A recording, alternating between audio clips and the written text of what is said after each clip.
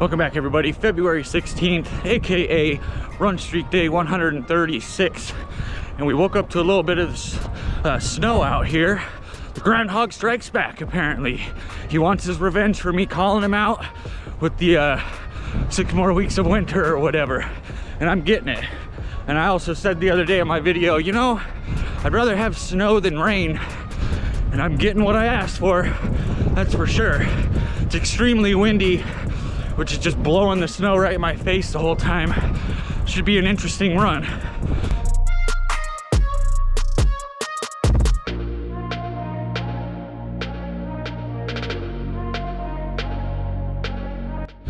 There's plenty of people out plowing the sidewalks, trying to shovel, trying to plow. This was a lot of snow that came down in a very short period of time.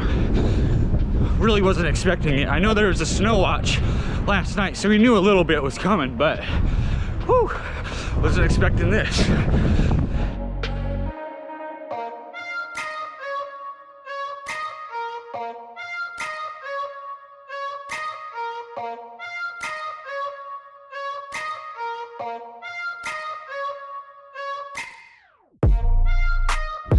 Yeah, it's been a heck of a run so far. So when I started the run, I got out the door, I put a fresh battery in my camera, took off, got about 0.65 miles in before I started to, film the video. Realized my battery did not charge overnight.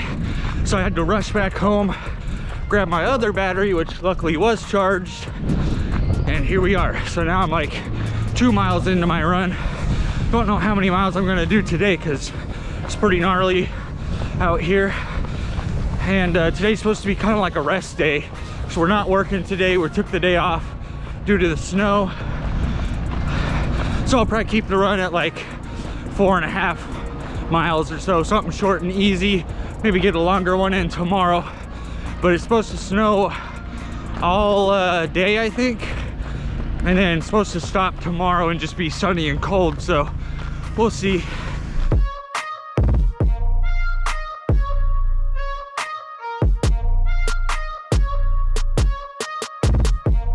At this point, I've just resigned to doing laps around the park because the sidewalk all around the Papa John Sculpture Park here are pretty well plowed and not overly slippery. So it's probably like a 1/4 mile to go around the whole park.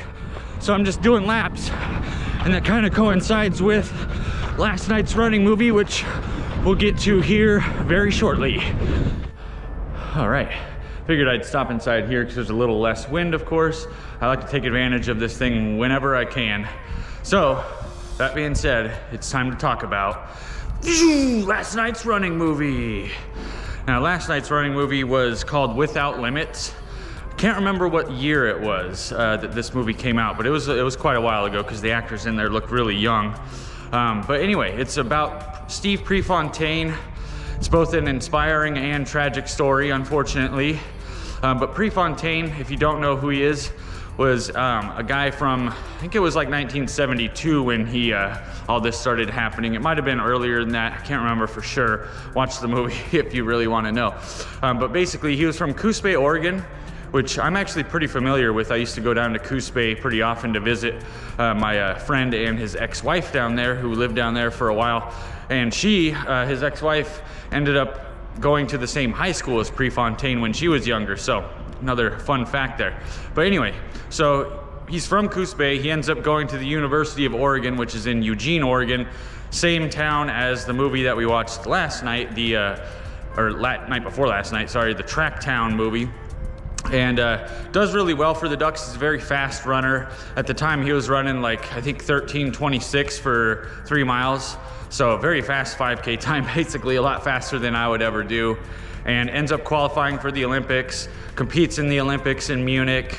Unfortunately, does not win the race in Munich. He's against some very, very tough competition. And yeah, I don't really want to spoil it too much more, but it's a great story. He ends up getting the opportunity to go back to the Olympics, but ultimately can't.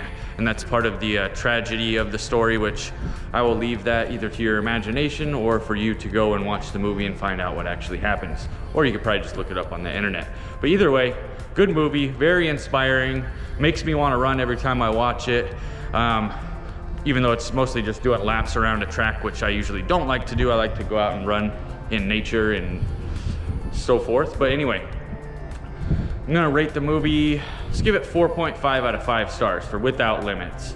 Great movie. There's other Prefontaine movies out there as well that you can watch, and the stories are a little bit different. Like in this story, it focuses more on Prefontaine and his coach like makes him shoes and stuff.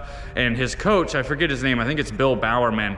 Him and Phil Knight are the ones who created Nike. So he's making these shoes for Prefontaine and for his other runners.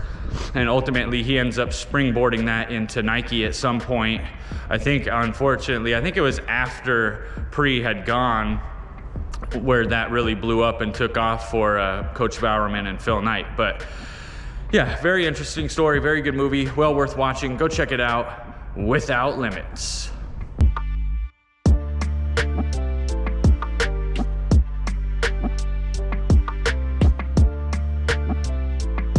It's hard enough running in the snow, but I'll tell you what, with the wind just blowing it in your face, every time I take a breath, I'm just constantly breathing in big, fat snowflakes.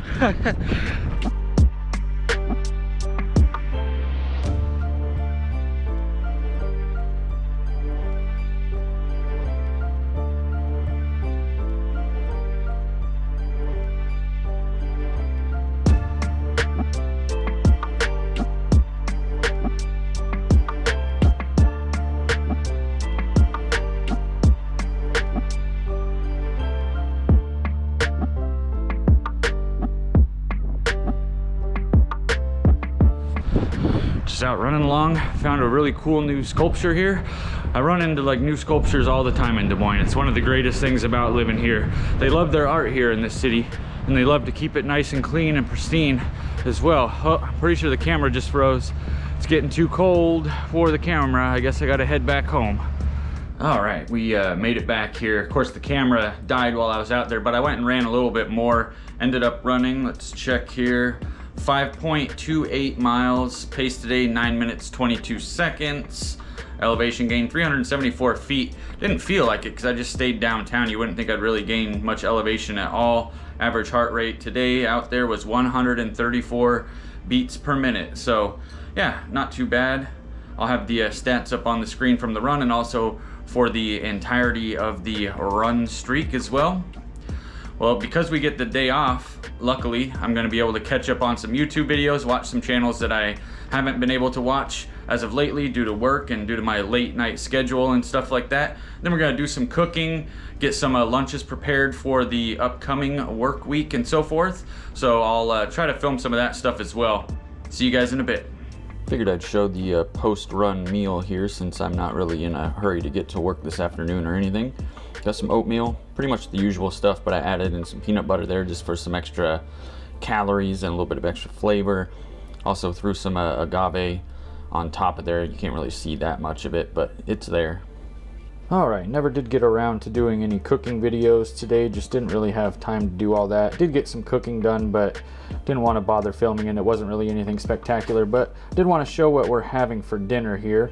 So we're eating this Howell vegan mac and cheese, creamy cashew sauce, spicy chipotle. Haven't ever had it before, but this is the one that we got on clearance for $2 over at Hy-Vee.